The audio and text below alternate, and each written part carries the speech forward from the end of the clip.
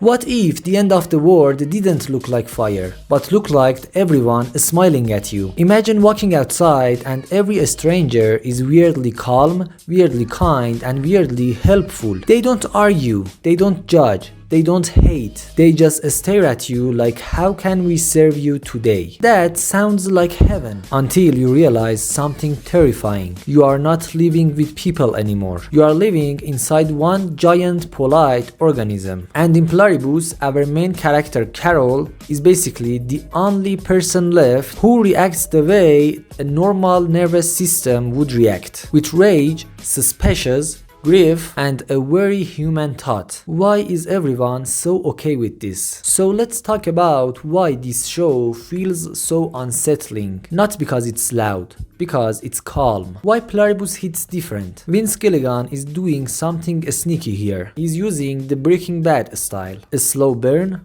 obsessive detail, process-focused scenes. But he's aiming it at a different fear. Not crime, conformity. The premise is basically the happiest version of humanity shows up, and it behaves like an infection. Everybody becomes connected, a hive mind, a collective intelligence, and the world turns into this smooth, frictionless, no conflict place. In medicine, there is a simple rule. No pain doesn't always mean you are healthy. Sometimes it means you've lost sensation. That's what Pluribus is playing with. A world where the pain is gone, because the person is gone. The creepiest part is not violence. It's customer service. Let's talk about the joined people, the ones who act like single minds. Their vibe is basically human body with assistance software. They can access anything, provide anything, deliver anything, and they speak like a soothing digital guide. Carol, how can we help? Medically speaking,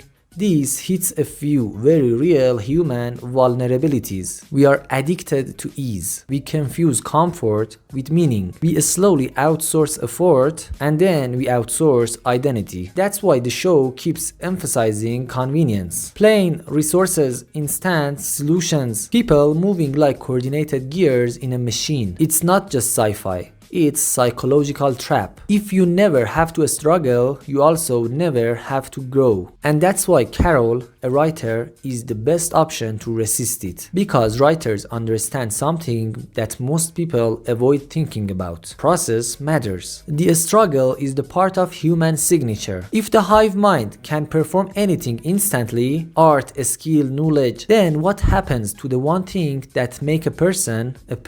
Taste, experience, individual pain. Next section. Pleasure with no purpose. Now let's talk about one specific episode, the one that felt like a spiritual cousin to Gilligan's slow torture episodes. Carol hits a wall. She tried fighting a collective mind. She tried poking it, exposing it, and after all of that, she returns. Not just to zero, to -1, because she learned something devastating. The hive mind can't force her to join without her consent. That sounds like good news, but it destroys her urgency. Before this, she had a countdown, a reason to fight. Now she's left with the worst psychological position a human can be in. No immediate threat and no reason to leave. So what does she do? She tries the end of the world luxury package. First class, first dining, golf, hot springs, stealing a favorite painting from a museum, and the genius is she's not happy. She's trying to perform happiness. As a doctor, I will tell you something simple. Pleasure is not antidepressant. If your life has no meaning, pleasure becomes noise. And the show literally turns it into noise. Carol humming,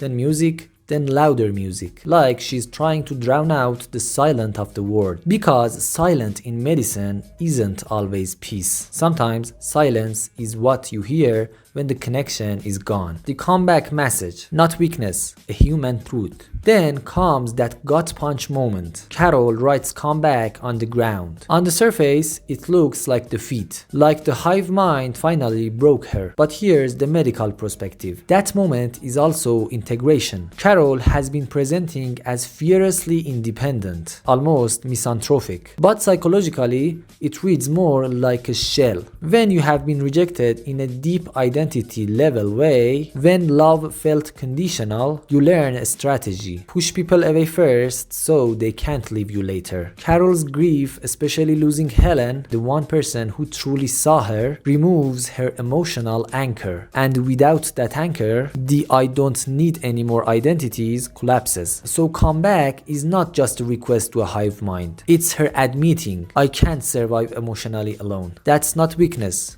That's mammalian biology. Humans regulate their nervous system through other humans. We call it co-regulation. Your brain literally calms down when another safe person is near you. That's why solitary confinement is torture, and why Carol in an empty world starts approaching self-destruction. And the last part, the parallel journey. Manosos with Carol, body with mind. Now here is what makes this show brilliant. The mirrored journeys. Carol has everything materially, but is dying psychologically. Manosos has nothing materially, but is fueled by purpose. He crosses hellish train, repeats his little English introduction like a prayer. Hi, I'm Manosos. I'm not one of them. I want to save the world. He's built differently. Carol is fighting for identity. Manosos seems to be fighting for morality, even ownership, even dignity, even a sense that this is stolen. There is something almost religious in his endurance. The idea that suffering proves something, that discipline keeps you human, when the world offers effortless pleasure. And the dramatic irony is painful. Carol doesn't know help is coming. Manosos doesn't know he's urgently needed. And when Carol hears a vehicle and you want to be Manosos, it isn't. It's Zosha. And that's the moment the show reminds you the hive mind is not just powerful, it's strategic. It knows exactly where the human cracks are. So what is Pluribus really about? On the surface, a happiness virus, a hive mind, a strange apocalypse. But under it, it's about a terrifying trade, a world without conflict, for the price of individuality. And Carol, especially in that comeback moment, represents the painful truth about human. You can't live without other people, but you also can't live as a copy. It makes you look at your own and wonder, am I choosing comfort or am I choosing myself?